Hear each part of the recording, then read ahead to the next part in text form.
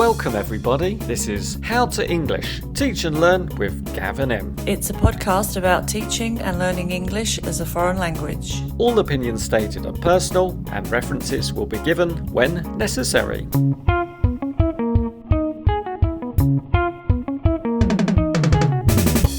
So here we are again, Em. Hi Gav. Welcome. Hello. Are you ready for today's episode? I am raring to go. Okay, because it's a really good one. It's absolutely necessary that we talk about this topic. It's something that we've been talking about together for quite a long time. And finally, we can talk about it on the pod. Mm-hmm. And we've got lots of support, so have fun. Okay, cool. Let's start. What's the name of today's episode? Well, we don't have to start yet. We can do some preamble first. Oh, okay. No, you're right. Let's get down to it. There's no time like the present. All right. And we've got so much to get through. So what's the name of today's episode, Gav? It is called Spaces. So what do you think of when you think of spaces? Like words that collocate with space? Perhaps the word accessible space. Yes. So that means for our students that they can enter that space. There's room for everybody inside that learning environment. Good one.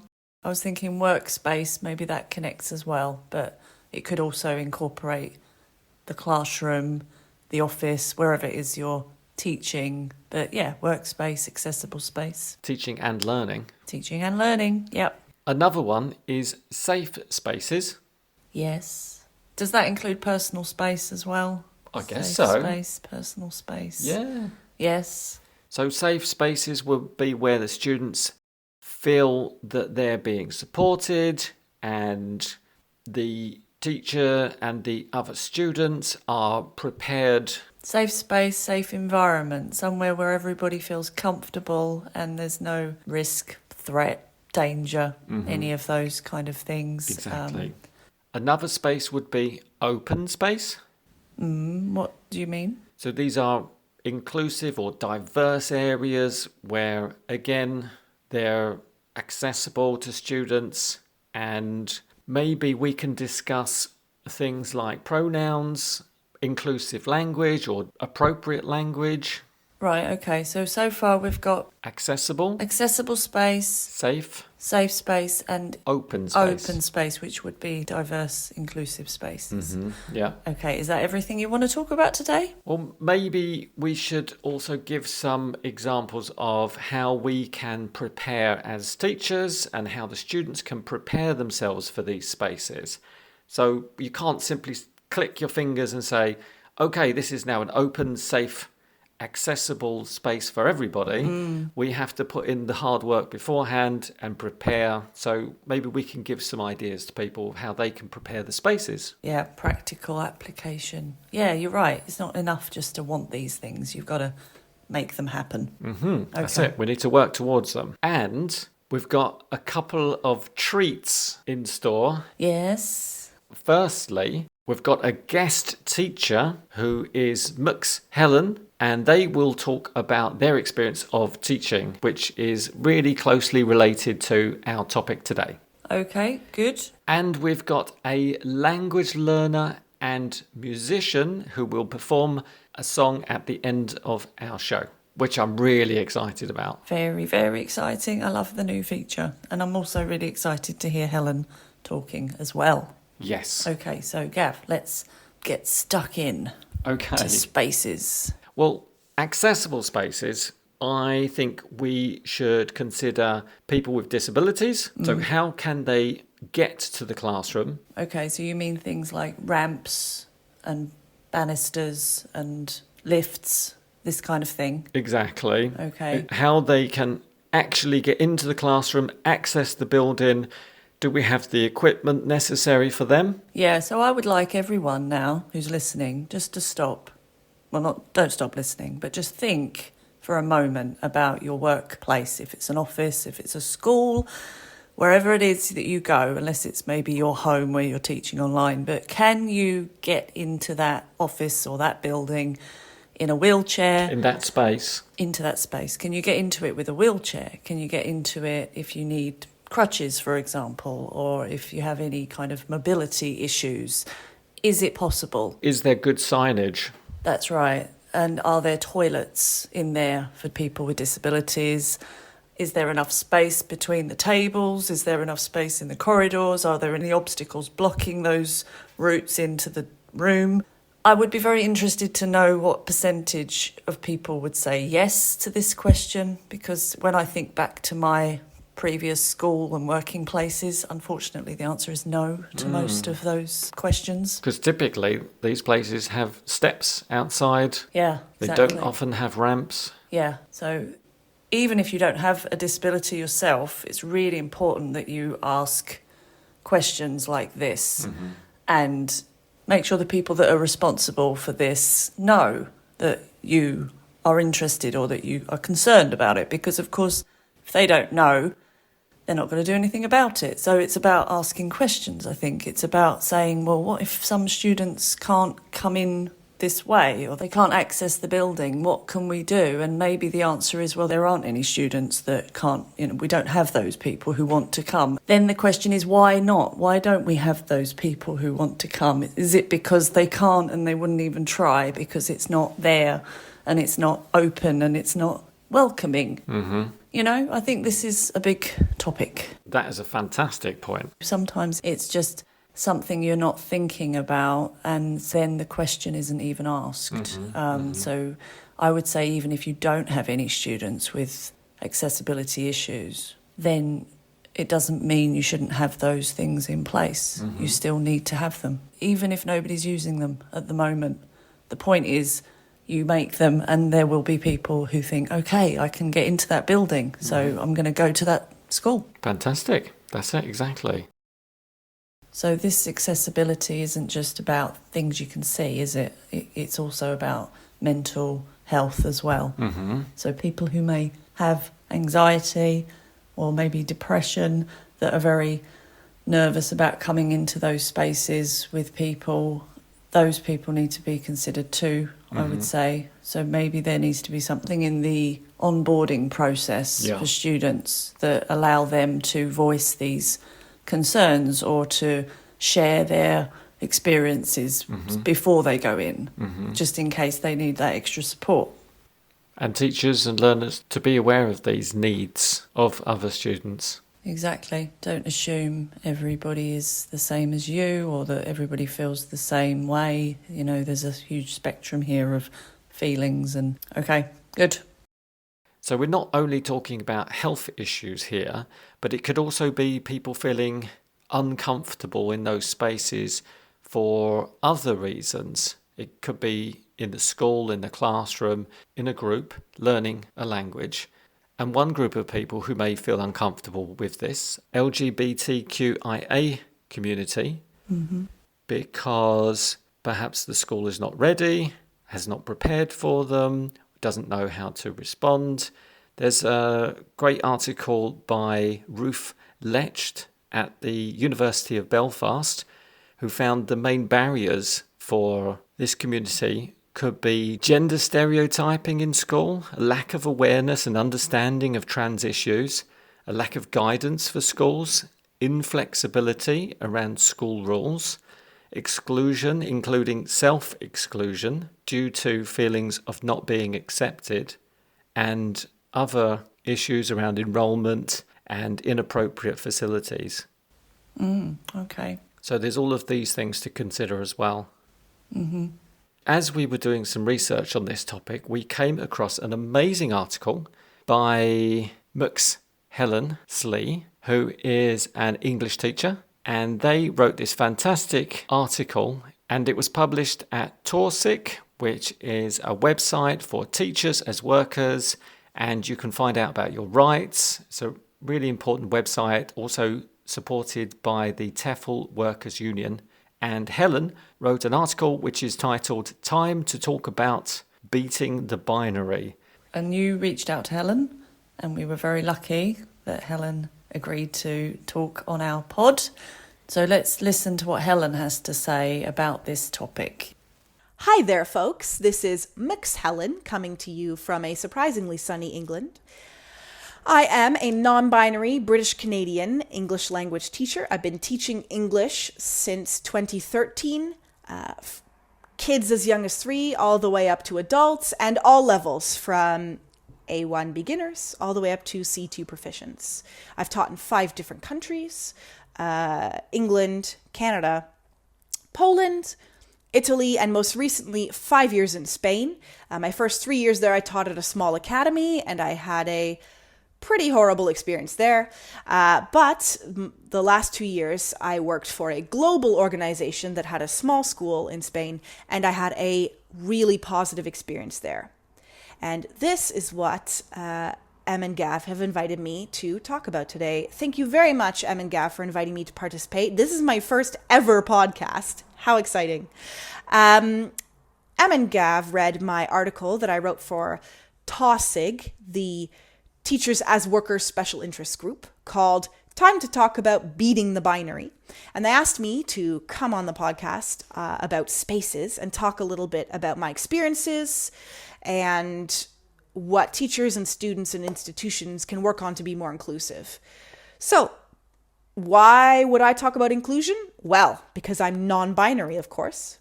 So, non-binary is my gender identity, and gender identity is my internal sense of being male or female or neither or both or another gender.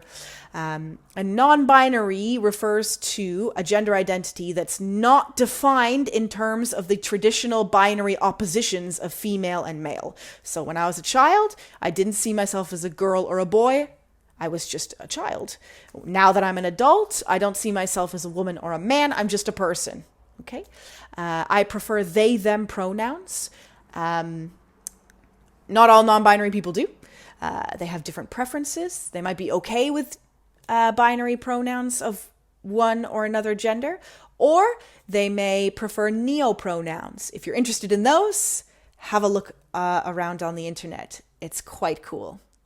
So, my experiences in Spain were quite varied. At the first school that I worked at for the first 3 years, it was a small academy, and there was really no inclusion or diversity or support.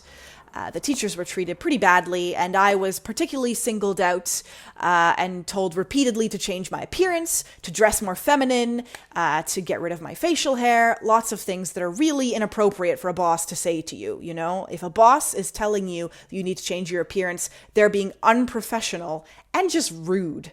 That is not okay. Also, the materials at that school was really, really conventional and old-fashioned. Everybody was white, straight, and middle class. There was no representation for queer people.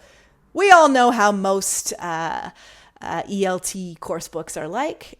You can listen to Em and Gav's other podcast about that, which I have listened to. It's really great. Another thing that was a real problem was how I would be asked to do things which made me feel uncomfortable, like work outside of my paid hours, doing extra labor, and how when I did dress feminine or do something that my boss considered appropriate, he would compliment me effusively, like it was a good thing that he was assuming my gender. It was great. Don't do that. So things which my second work experience did, which made a huge difference in my experience there, was they had policies in place which made me feel supported and safe. Immediately after reading them, I understood, if I have a problem, there are policies here which address equal rights for all staff, including staff of varying genders, including non-binary people who were mentioned in the policy. Another thing that school did that was really great was that they did make effort to create and include mandatory diversity and equity training for all employees so that all staff were informed and knew how to address issues relating to queerness that might crop up in the classroom. If students, for example, say something queerphobic, homophobic, transphobic, or, ways that you can integrate queer people into curriculum and materials. They should already be included in curriculum and materials because it's 2021 and 50% of Gen Z identify as queer in some way. So half of young clients should see themselves represented in your curriculum and materials. But making effort to be inclusive is really important in materials. Also in the space. Staff rooms and classrooms should be safe spaces year-round, and institutions and individuals should show support for the queer community, not just during Pride or on the Transgender Day of Visibility, for example. Publicly condemn and discipline prejudice and bullying and harassment against queer people. We know it's wrong, so let's publicly condemn it all the time. It's always wrong. Another important thing, and the last thing I'll suggest, is take feedback on board. It's okay to mess things up on your journey to be inclusive. We all have. I have, and I still do. It's okay to do that. Don't worry. You're going to make some missteps, but they're learning points, right? So if you have any questions about anything that I've talked about today, feel free to contact me on social media. My handle on Twitter, Instagram, etc. is Helen Teaches ENG. So thank you very much for listening.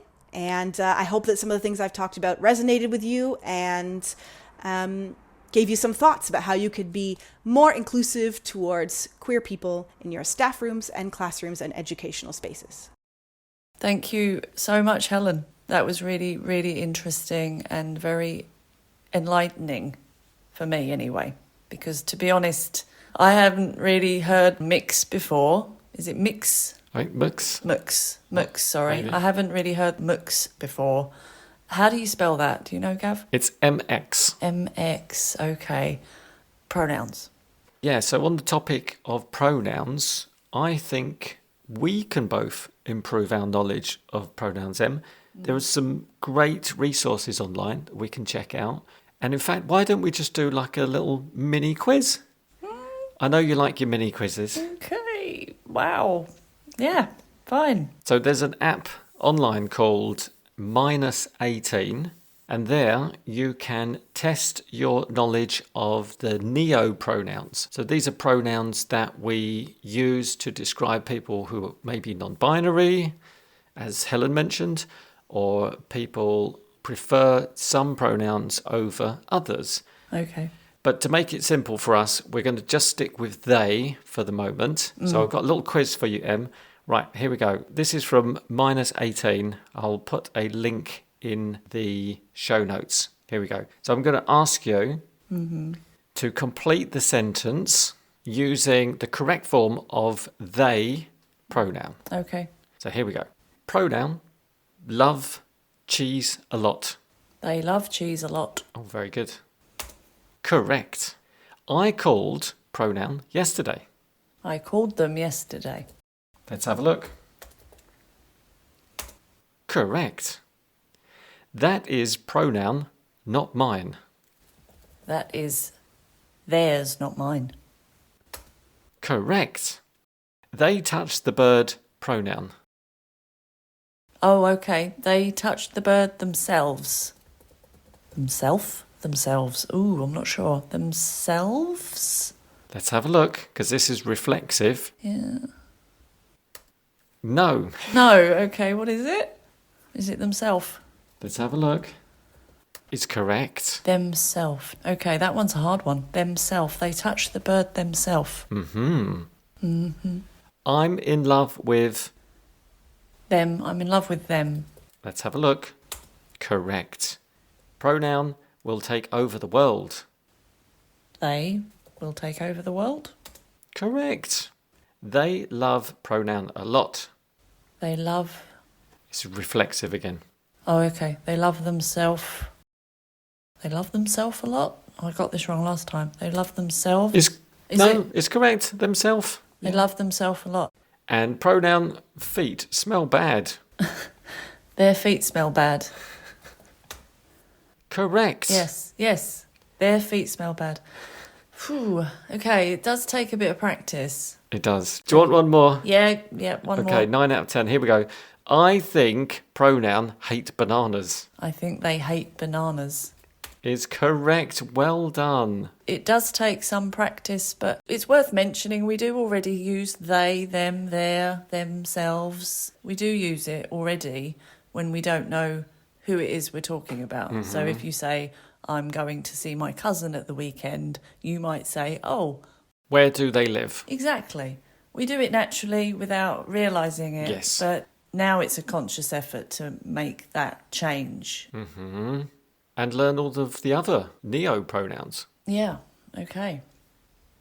So coming back to Helen and what they said about this old-fashioned presentation of society that we see in a lot of these books, have you got any ideas, Gav, to what we can do to make that better? Well, this leads us perfectly into these open spaces. So we can think about inclusive, diverse books that we can put on our bookshelves in our classrooms for our students.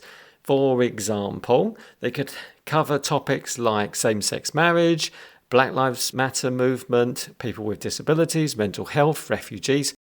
And as we've already mentioned in a previous episode, do you remember which episode? I know which one you're talking about. I don't know which number it was. You're talking about the Raise Up episode, yeah? Yes, Raise Up Students' Books, episode 48. Okay.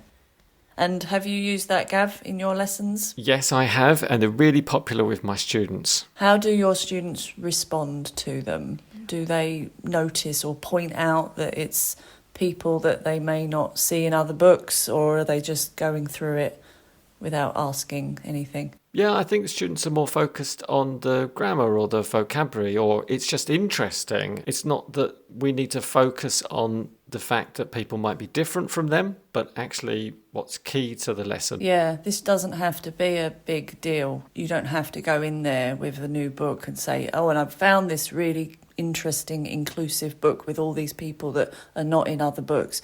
I wouldn't do that. Just present it as you would present any other exercise or activity. That's important. Another tip for teachers could be to think about how to make your language more inclusive. And would you like another mini test? I'd love another mini test. You know how I love mini tests. Okay, so I'm going to give you a binary noun that refers to a person, and I want you to give me a non-binary version.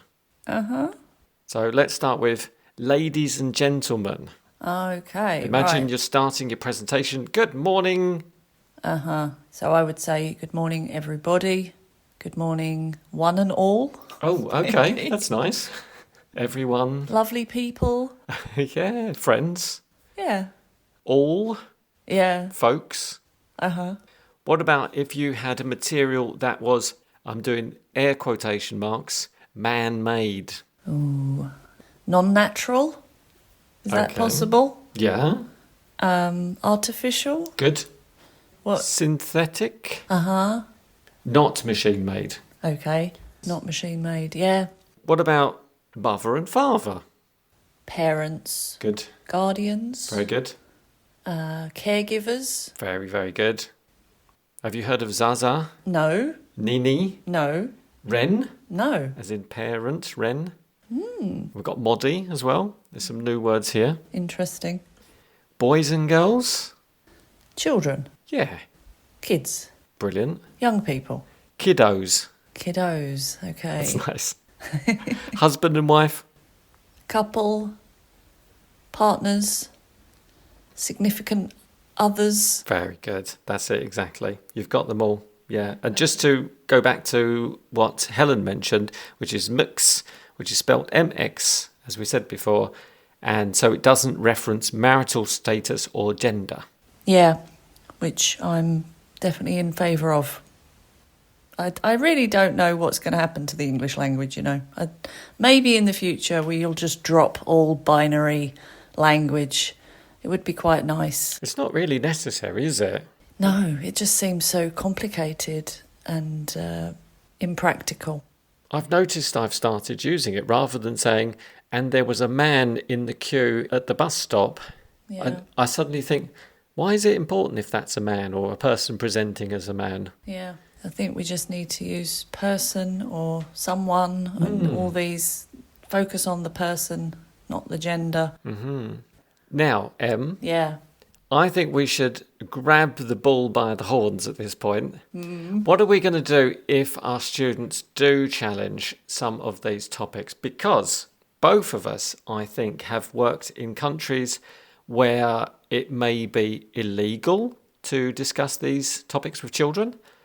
It could be a country or a place where people have very different views on things that we take for granted, like same-sex marriage or rights for trans people, for example. That's a tough one, Gav, really is, because just by taking these issues or these conversations into the classroom, you are opening up that conversation. Yeah, and probably presenting a viewpoint just by discussing it within those spaces. Yeah, exactly. I mean, honestly, if it was illegal in the country, I wouldn't talk about it.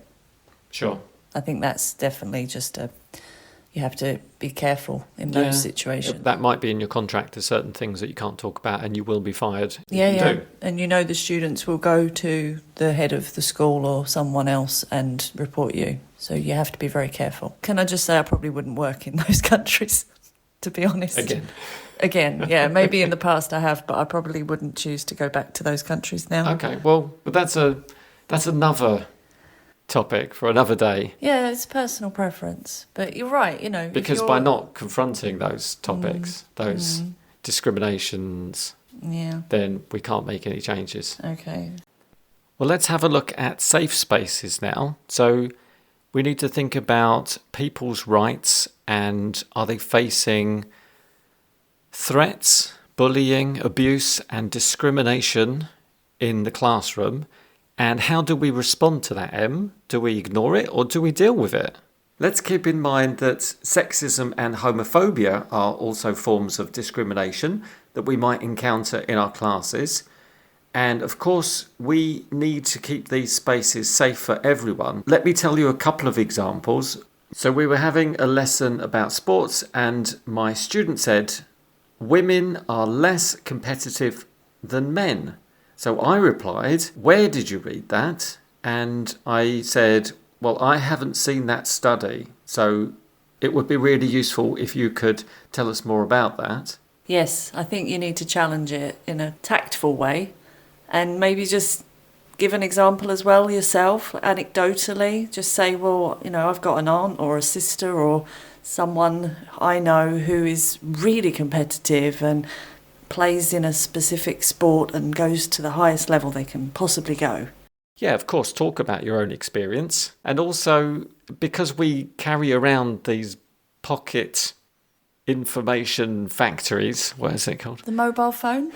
Is that what you mean? A pocket encyclopedia.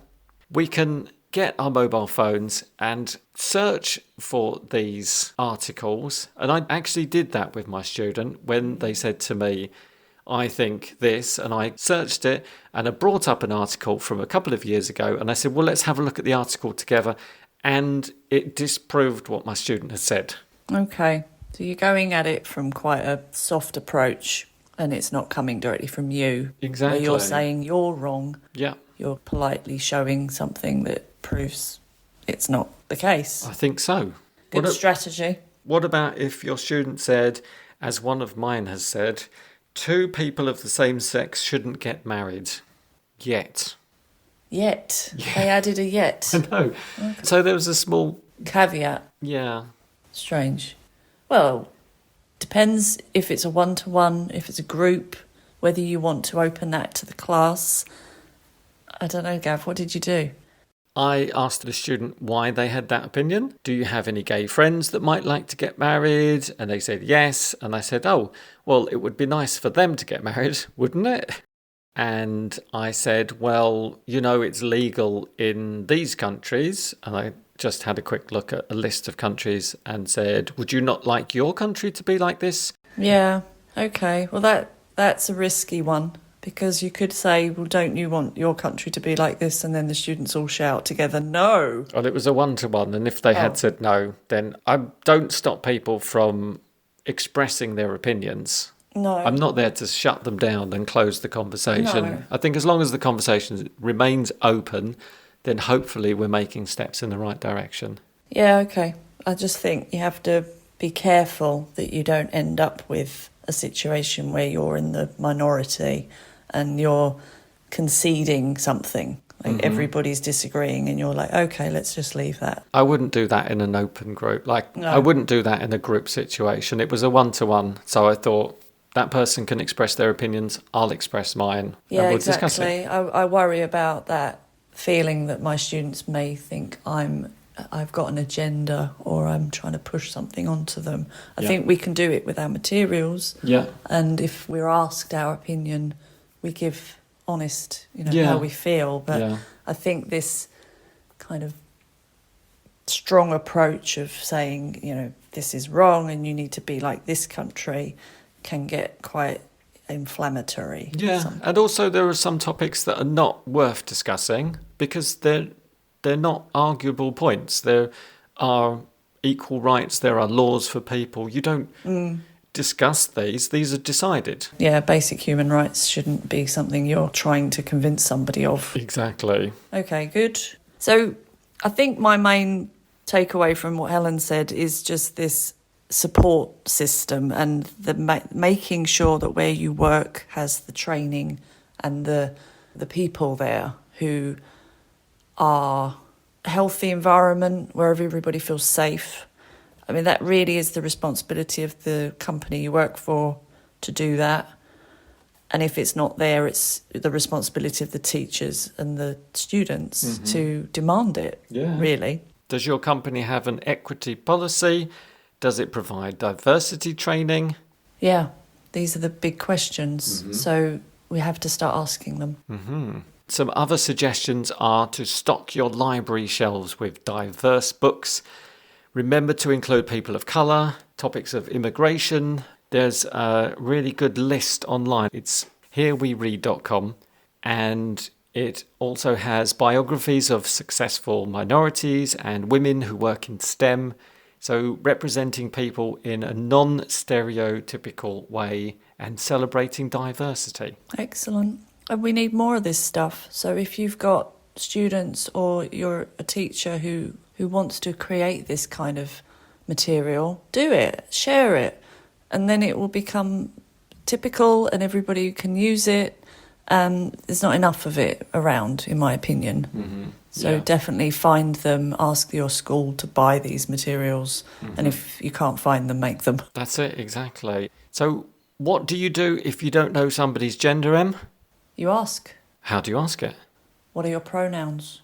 So you can say, my name's Gavin, nice to meet you. My pronouns are he and his. What do you prefer? Yeah, Something like that? yeah. And likewise, if you meet someone who says my pronouns are, respond in a positive way and say, sure, okay, mine are she, her, and continue the conversation. Don't seem like it's the first time or that you're quite shocked that this person's asking you to use pronouns that you're not expecting, perhaps. Don't assume gender. Yeah, I think nowadays it could be quite common in a group even to introduce yourself and mention your pronouns. A tip for people online, if you've got a Twitter account or Instagram or Facebook, you can add them in your title, in your name. Yeah, that's good. I mean, would you say they is a safe one if you're not sure to use they? I mean, I've seen my students doing it where they maybe on the first lesson haven't remembered the name of the person and they've just kind of gone, her, that one. Maybe we should just use they instead. Yeah, it if sounds we're good. not sure. Yeah, it's acceptable, isn't it? I think so. Let's try. Don't be worried if you make mistakes. Like Helen said, it's all part of the learning process and it's going to happen because this is quite new stuff for me anyway.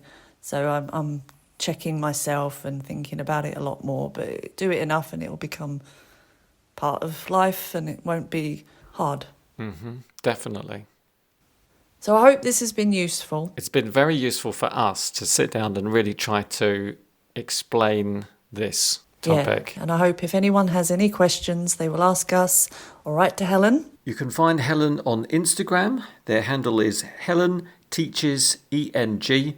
So go and find Helen, and also while you're at it, add as many people as you can from the LGBTQIA community. Also, people of other cultures, people of colour, and people with disabilities. Fill your social media with people from diverse backgrounds for a more global perspective. So we just wanted to say a special thank you to Helen for their contribution to today's show. Now let's go to the final part of the show. I'd like to introduce you to an incredible singer-songwriter called Celest, who's coming to us from Memphis, Tennessee. Celeste is also currently learning Spanish and shares our opinion that music is a great way to help learn a language. Now you can find Celeste on Instagram at Don't Fret Celeste, that's Celest, and check out the show notes for links to more of their amazing songs. Now let's hear Celeste's intro and then the song, which is titled Tiptoe. Hey, what's up everyone? I'm Celeste. I'm from the US, Memphis, Tennessee. I am a singer-songwriter and I play rhythm guitar for an indie rock band called Black Hippie. I'm also very grateful to be here. I'm a fan of the podcast. So thank you again, Gav and Em, for having me. Today, you will be hearing one of my originals called Tiptoe. But before that, I want to share a little bit more about myself, my music, and what I'm doing these days. I actually started out on piano. My grandma taught me when I was really young, and I fell in love with guitar when I was about 15. I'm self-taught in that, and if you fast forward 10 years later, it's still my favorite thing to do. And music has always just been around my house, all genres. And storytelling or songs that paint a picture have always been my favorite songs to listen to. And they also influence my music today. At the moment, I'm learning Spanish, and I found out that learning a song in Spanish, translating it from Spanish to English, just helps me a lot more when it comes to conjugations or when it comes to pronunciation, because I gotta sing it right, But doing this made me understand that I am way more engaged when I got a little music involved. And I honestly wish I had learned that sooner. But circling back to Tiptoe, that is the song you're going to hear. I wrote it about the early stages of a love interest, and it came to me naturally because I pretty much wrote out my day of, missing that person. I'm actually blushing a little bit, so it's a sweet little song, and I hope you all enjoy. Thank you again, Gav and Em, for having me. Much love. Peace.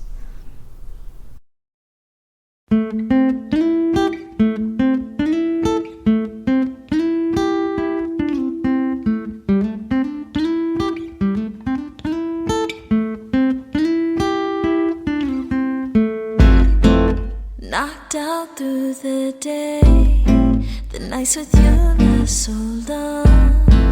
If we stay tucked away, I come out from your arms.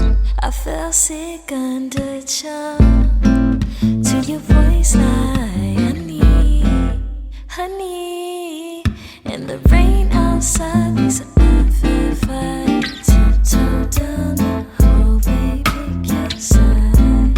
My bed, spend all night, spend all day like you do in my head.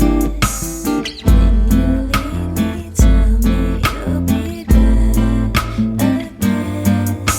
'Cause I can't wait, no I can't wait to see you again.